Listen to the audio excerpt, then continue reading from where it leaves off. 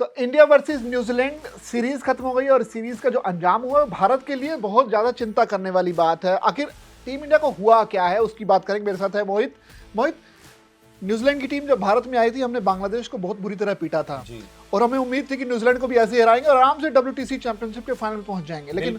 लेकिन उसके बाद न्यूजीलैंड ने ऐसा दांव खेला, रोहित शर्मा पूरी टीम धामा बोल एकदम 3-0 से वाइट वॉश। हुआ क्या आखिर टीम को? ये मतलब समझ में ही नहीं आया कि 91 साल की हिस्ट्री में 1933 में पहली बार हुआ था जब इंग्लैंड के खिलाफ हम खेले थे और 2-0 से हम हार गए। उसके बाद अब हो रहा है 91 साल बाद कि कोई टीम आई हो हमारे ही देश में और हमें 3-0 से हरा के चली गई। यार डर तो इस बात का लग रहा है कि जो टर्निंग ट्रैक है, हम दूसरी टीमों को बुलाते थे आओ अंग्रेजों खेलो हमारे यहाँ, और खेल नहीं पाते, लेकिन हम ही नहीं खेल पा रहे। मतलब अपने ही ट्रैक्स पे हम खुद फंस के रह गए। मतलब कि बाहर से लोग आते थे तो हम अपनी स्पिन पे ना पूरा कंट्रोल रखते थे और पूरी टीम उसी पे कमांड करके आगे बढ़ती थी। मगर अब एजाज पटेल हो गए या उनके जो भी स्पिनर्स हैं वो बाहर से आए और हमारे ही मतलब एशिया के ही हैं, इंडिया के ही पैदाइश हैं और हमारे ही देश में आगे हमें हरा के चले गए। यार ये एजाज पटेल वही बंदा है जो भारत के खिलाफ ऑलरेडी 10 विकेट ले चुका है। 10 विकेट ले ये स्पेशलिस्ट स्पिनर है ओवरसीज न्यूजीलैंड का। बिल्कुल। और जब भी न्यूजीलैंड की टीम यहाँ पे एशिया महाद्वीप में खेलने के लिए, चाहे वो पाकिस्तान हो, श्रीलंका, बांग्लादेश हो, इंडिया हो, तो इनको लेकर आते हो। ऐसा पूरी टाइम खेलने वाले प्लेयर नहीं है एजाज पटेल, लेकिन फिर भी भारत में आते हैं और भारत के जो धुरंधर बल्लेबाज हैं जो स्पिन के खिलाफ बहुत तगड़े माने जाते हैं, उनको नचा दिया है। विराट कोहली देख लिए, स्पिन के खिलाफ इतना अच्छा खेलते हैं। उसके साथ साथ रोहित शर्मा, जो हमारी मतलब विराट कोहली और रोहित शर्मा की तो ऐसी जोड़ी है जो बैकबोन कही जाती है, वो पूरी तरीके से फ्लॉप रही है। यार विराट और रोहित की आपने बात की, विराट और रोहित को लेकर आपके मन में भी सवाल होगा कि हाँ विराट और रोहित को बस कर देना चाहिए या नहीं, संन्यास ले लेना चाहिए। आप जो है कमेंट करके अपनी राय जरूर दीजिएगा। लेकिन मोहित से जरूर पूछना चाहूंगा, विराट और रोहित का जो हालिया प्रदर्शन है उसके बाद आपको लगता है कि बस हो गया बस इनका?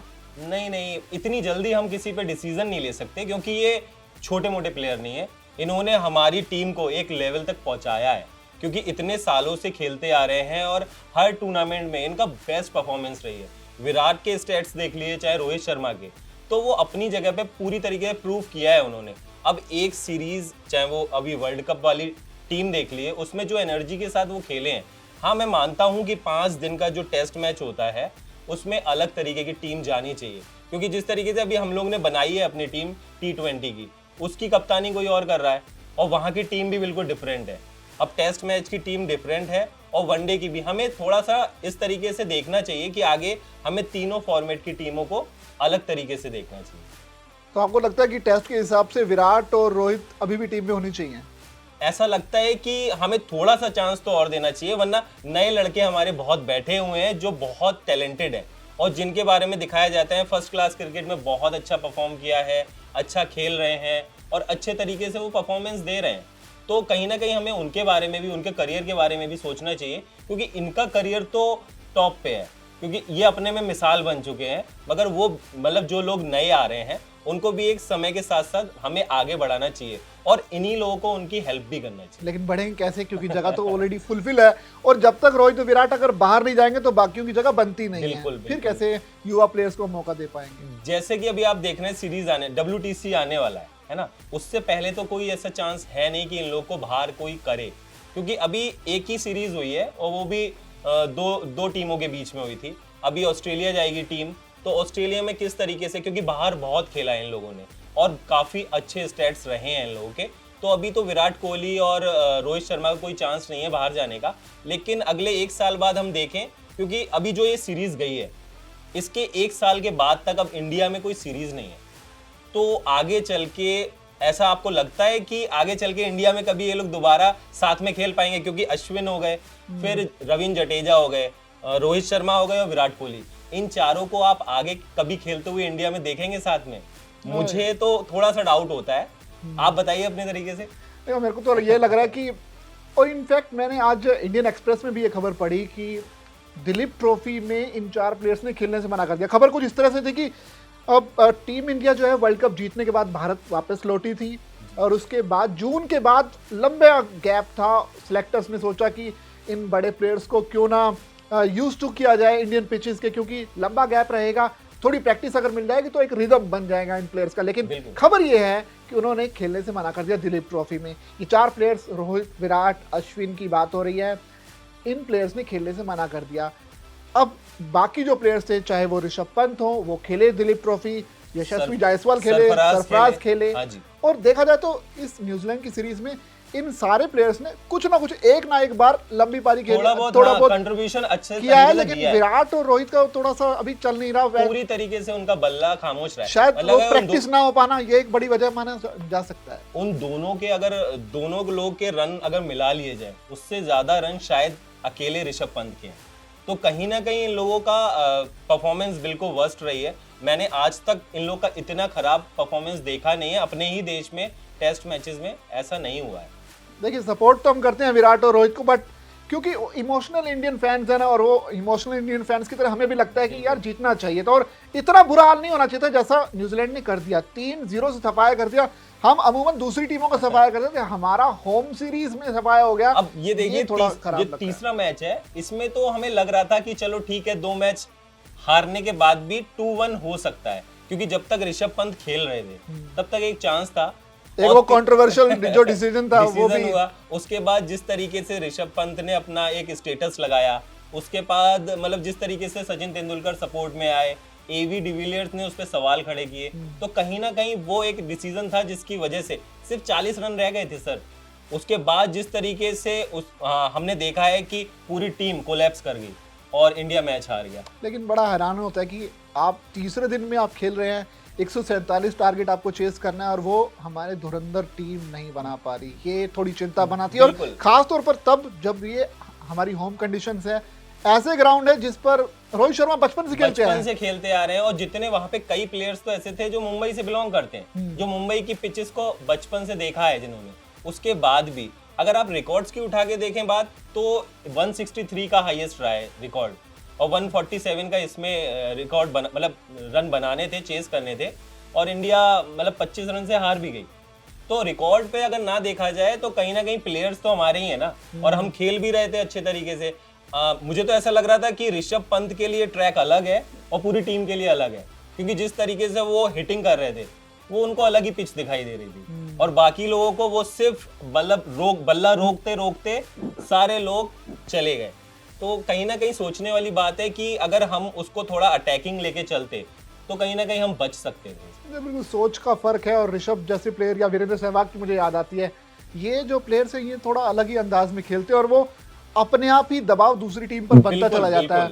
अब लेकिन वैसे देखा जाए तो मेरे को अब इंडियन सिलेक्टर्स के हिसाब से या फिर इंडियन टीम मैनेजमेंट के हिसाब से थोड़ा सा अजीब लगता है ये सोचते हुए कि जब दूसरी टीमें आएंगी तो इनके दिमाग में क्या होगा, क्या हम स्पिनिंग ट्रैक उन्हें दें या नहीं दें, क्या अगर दें तो कहीं न्यूजीलैंड जैसा हाल हमारे साथ ना हो जाए। अब कहीं ना कहीं दूसरी टीमों के लिए भी दिमाग में एक क्वेश्चन मार्क बन गया है कि हमें स्पिनर्स को लेके आना चाहिए, क्योंकि अभी तक तो 1-2 स्पिनर्स लाके अपना काम चला लेते थे, मगर अब जैसे अभी एक स्टेटमेंट देखा था मैंने ऑस्ट्रेलिया सीरीज से पहले कि अब वो लोग भी देखना चाहेंगे कि अपने स्पिनर्स का किस तरीके से यूज करें। और बाकी बात तो अलग है, जिस तरीके से रोहित शर्मा का भी एक इंटरव्यू देख रहा था मैं, उसमें उन्होंने उनका सपोर्ट भी किया है, मतलब गौतम गंभीर का जो सेलेक्टर है, मतलब जो मेन कोच है, सब लोग उन पे सवालिया निशान खड़ा कर रहे हैं, मगर उन्होंने सारी जिम्मेदारी उन पे ना देके प्लेयर्स पे डाली है, क्योंकि प्लेयर्स तो वही हैं और उनको अभी ज़्यादा टाइम भी नहीं हुआ है। उनने अपनी टीम ज़रूर बनाई है, उन्होंने अपनी एक टीम बनाई है, मगर उसके हिसाब से अगर प्लेयर्स को देखा जाए उन्होंने भी काफ़ी लंबा रेस्ट ले लिया। वो बिल्कुल कंफर्ट जोन में आ गए थे कि चलो एक वर्ल्ड कप जीत चुके हैं T20, उसके बाद अब हम लोग आ रहे हैं तो पहली सीरीज़ है, फर्स्ट नंबर पे रैंकिंग चल रही है, तो उसके बाद अब सेकंड नंबर पे आ गए हैं। अब कहीं ना कहीं कोई भी सिचुएशन हो सकती है, क्योंकि अभी ऑस्ट्रेलिया में जाएंगे, ऑस्ट्रेलिया में 5 मैचों की सीरीज़ है। अब 5 में मैं देख रहा था एक रिपोर्ट में कि अगर इंडिया को इसमें सही तरीके से आना है तो 4-1 से बढ़त बना के रखनी पड़ेगी, और टीमों को अगर इस तरीके से इंडिया को सेकंड नंबर पे रहना है तो और टीमों को कम से कम मतलब सारे मैचेस जीतने पड़ेंगे, तभी इंडिया आ सकती है। तो ये बात अलग हो जाती है। तो यानी ऑस्ट्रेलिया की एक तो सीरीज मुश्किल सीरीज होती है, टफ टीम है, और ऊपर से अगर हमें WTC के फाइनल में पहुंचना है तो 4 जीतने पड़ेंगे। ये बड़ा मुश्किल लग रहा है, क्योंकि पिछली बार हमने किया, भले ऑस्ट्रेलिया कंडीशंस के हिसाब से खेलना हमने हराया है, लेकिन 2 बार, अब तीसरी बार ये चांस है, लेकिन जैसा न्यूजीलैंड के साथ हुआ मुझे थोड़ा सा डाउट होने लगा, थोड़ा सा Fast tracks डर लगने होते हैं, लगा हाँ। कि कहीं ऑस्ट्रेलिया के साथ वैसा ना हो। हालांकि मोराल भी डाउन हो गया है इंडियन टीम का, क्योंकि आप जब अपने ही देश में ऐसे हारते हो तो आप बाहर जाके आपको कोई जड़ी बूटी या कोई संजीवनी की जरूरत होती है कि आप फिर से खड़े हो पाओ, वरना बहुत मुश्किल होता है किसी भी टीम के लिए कि अपने आप को इस तरीके से ऊपर इम्प्रूव करना। चलिए ये तो थी टीम की बात। अब बात आती है कि टीम को जो कोचिंग दे रहा है, कोचिंग स्टाफ की बात, क्योंकि वो इसलिए हम बात कर रहे हैं क्योंकि जो हालिया प्रदर्शन है टीम का, उसके बाद कोचिंग स्टाफ पर भी सवाल उठ रहे हैं। बिल्कुल। गौतम गंभीर ने जब से कमान संभाली इस टीम की, परफॉर्मेंस जब तक बांग्लादेश के खिलाफ तो तब खूब तारीफ हो रही थी बहुत गौतम तारीफ गंभीर हो की, रही क्या माइंडसेट लेकर आए हैं कि कैसे है, कैसे हम 2 दिन में टेस्ट मैच निकाल सकते हैं, किसी टीम को हरा सकते हैं। अब ठीक उलट हो रहा है। आखिर आपको लग रहा है कोई खमियां हैं उसमें, कोई कमियां नजर आ रही है गौतम गंभीर कोचिंग स्टाफ में? मतलब मुझे जल्दबाजी ज्यादा लग रही है कि मतलब कोई भी डिसीजन मेकिंग, क्योंकि लोग ना जो भी हमारा सबसे मेजर जो प्रॉब्लम्स आई हैं हमारी, जो हमारा स्टार्टिंग में मतलब हमारे जो शुरुआती ओवर्स होते हैं, एक तो हमने मैचेस में अपना टॉस हारे हैं, तो टॉस एक बहुत बड़ा रीजन होता है टेस्ट मैच में कि एक कॉन्फिडेंस बिल्ड करता है। और दूसरा रोहित शर्मा की रोहित गलती शर्मा जो उन्होंने मानी कि जो गलत उन्होंने हाँ गलत डिसीजन लिया। तो उसके बाद हम देख सकते हैं कि जिस तरीके से हम आगे बढ़ रहे हैं उसके बाद से हमारा मिडिल ऑर्डर बिल्कुल भी मतलब चला नहीं है, बिल्कुल फेलियर रहा है। और हमारा स्टार्टिंग में जो ओपनिंग होती है वो तो आप देख ही रहे हैं किस तरीके से चली। रोहित शर्मा का बल्ला बिल्कुल नहीं चला है। तो रोहित शर्मा ऐसे प्लेयर हैं जो मैच को ना दूसरी तरफ अपनी तरफ पूरी तरीके से कर लेते हैं, क्योंकि स्टार्टिंग के अगर वो 60-70 रन भी बनाते हैं तो दूसरी टीम पे प्रेशर, और वो बनाते इस तरीके से हैं कि बॉलर्स पे प्रेशर आ जाता है। लेकिन मेरे को लग रहा है ऑस्ट्रेलिया में 60-70 से काम चलेगा नहीं, कम से कम 150-200 की पारियां खेलनी पड़ेगी बिल्कुल रोहित को। बिल्कुल, क्योंकि ऑस्ट्रेलिया पहले नंबर पे भी है और ऑस्ट्रेलिया अपने घर में मतलब बहुत धोनी के टाइम पे मैंने ऐसा देखा था कि ऑस्ट्रेलिया में इंडिया ने बहुत अटैकिंग खेला है और अपनी सीरीज को मतलब एक जीता है। उसके बाद से तो ऐसा मौके देखते रहे हैं, कहीं ना कहीं विराट के टाइम पे भी कई बार ऐसा हुआ है कि हमारी टीम ने अच्छा परफॉर्म किया है। अब आगे आने वाले टाइम में देखते हैं कि क्या होता है। लेकिन मैं बड़ा होपफुल हूँ कि क्योंकि रोहित जिस तरह के प्लेयर है, उन्हें जो है अपने तक गेंद आना पसंद है, पल्ले पर आए गेंद तो उन्हें ज़्यादा पसंद है। और हमें ऑस्ट्रेलिया में वैसी पिचेस मिलने वाली है, फास्ट पिचेस होंगी, बॉल बहुत अच्छे से बैट पर आएगी और ऐसे ही विकेट की वो उम्मीद करते हैं जहां उन्हें खेलने को मिले। बिल्कुल। और अभी मैं देख रहा था एक न्यूज में, तो उसमें दिखाया जा रहा था कि केएल राहुल और ध्रुव जुरेल को पहले ही भेजा जा रहा है ऑस्ट्रेलिया। तो उसके पीछे का क्या कारण है, क्योंकि दोनों टीम में तो हैं ही। तो टीम में है, लेकिन ये होता है कि कुछ प्लेयर्स के लिए उनके पास जब टाइम है तो उनको लगता है कि आप थोड़ा और यूज टू हो जाएंगे कंडीशंस के लिए। की फैक्टर मतलब साबित हो सकते हैं, मतलब कहीं ना कहीं एक केएल राहुल ऐसे प्लेयर हैं जो अगर चलते हैं तो एक अलग इम्पैक्ट डालते भी हैं। मुझे लगता है केएल राहुल जरूर रहेंगे 11 में ऑस्ट्रेलिया के खिलाफ, क्योंकि जो उनका बैटिंग स्टाइल है उस हिसाब से ऑस्ट्रेलियन पिचेस के सूट करता है। ध्रुव जुरेल को लेकर मेरे को लगता है कि अगर ऋषभ को कोई चोट लगती है या फिर ऋषभ किसी तरह से अनफिट होते हैं, खुदा ना खास्ता वैसा कुछ होता है, तब जो है ध्रुव जुरेल का नंबर बनता है। लेकिन इसके अलावा ओवरऑल ऋषभ से ऊपर मेरे को फिलहाल लग नहीं रहा कोई विकेट कीपर भारत के पास है। बाहर ओवरसीज में ना काफी अच्छा परफॉर्म किया है और जिस तरीके से वो डोमिनेटिंग रहते हैं, और मुझे तो पिछली टेस्ट सीरीज भी याद आ रही है जब ऋषभ के भरोसे ही हम जीते थे। बिल्कुल जीते थे और बहुत अच्छा परफॉर्म किया था। बिल्कुल लास्ट में जाके उन्होंने जिस तरीके से हिटिंग की है वो कमाल की थी। और एक बात मैं आपसे और करूंगा कि जिस तरीके से गौतम गंभीर ने अपनी टीम बनाई है, चाहे बॉलिंग कोच हो गए, चाहे वो अपना ही जिस तरीके से उन्होंने बीसीसीआई के सामने शर्तें रखी थी, मॉर्ने मॉर्कल आए, मगर एक नाम चल रहा था जो इंडियन प्लेयर थे जहीर खान का। तो आपको क्या लगता है मतलब इसके पीछे का क्या कारण रहा होगा कि मॉर्ने मॉर्कल को ऊपर रखा गया जहीर खान? क्योंकि जहीर खान अपने में एक लेजेंड प्लेयर है, तो इंडियन पिचेस के हिसाब से या इंडियन टीम के हिसाब से काफ़ी फैमिलियर रहे हैं, सब लोग को जानते हैं, तो वो ज़्यादा पॉपुलर रहते हैं, ज़्यादा फायदेमंद रहते हैं मॉर्ने मॉर्कल के कंपैरिजन में, या फिर मॉर्ने मॉर्कल भी अपनी जगह ठीक है? मेरे तो देखो व्यक्तिगत राय है कि जहीर खान होने चाहिए थे, क्योंकि एक तो इंडियन कोच है, इंडियन प्लेयर्स को बेहतर तरीके से समझ सकते हैं। दूसरा मॉर्ने मॉर्कल भी जो है साउथ अफ्रीका के बहुत अच्छे गेंदबाज रहे हैं, लेकिन मुझे लगता है कि इंडियन अगर फास्ट बॉलर ही इस युवा टीम को लीड करता, उन्हें सिखाता तो ज़्यादा बेटर होता।